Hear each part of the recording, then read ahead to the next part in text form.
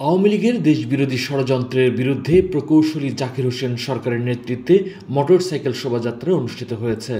আওয়ামী লীগের অশুভ শক্তির সন্ত্রাস, নৈরাজ্য ও ষড়যন্ত্রমূলক অপরাজনীতির বিরুদ্ধে জিয়ারকি ইউনিয়নে প্রকৌশলী জাকির হোসেন সরকারের নেতৃত্বে মোটরসাইকেল শোভাযাত্রা অনুষ্ঠিত হয়। এ শোভাযাত্রায় প্রকৌশলী জাকির হোসেন সরকার বলেন, নির্বাচন পর্যন্ত রাজপথে থেকে তাদের ষড়যন্ত্র মোকাবেলা করতে হবে, রাজপথেই তাদের ষড়যন্ত্রের জবাবও দিতে হবে। শুক্রবার সকালে কমলাপুর বাজার থেকে শত শত মোটরসাইকেল নিয়ে বিএনপির নেতাকর্মীরা এক বিশাল শোভাযাত্রা বের হয়ে জিয়ারকির সকল গ্রাম সড়ক প্রদক্ষিণ করে পুনরায় কমলাপুর বাজার গিয়ে শেষ হয়। এ সময় বিএনপির নেতাকর্মীরা স্বৈরাচার শেখ হাসিনা ও তাদের সহযোগীদের বিচারের দাবিতে বিভিন্ন স্লোগান দিতে থাকে। মোটরসাইকেল শোভাযাত্রায় বিভিন্ন অঙ্গ সংগঠনের নেতৃবৃন্দরা উপস্থিত ছিলেন। কোহিনুর ইসলাম, নিউজ বাংলা, নিউজ ডেস্ক।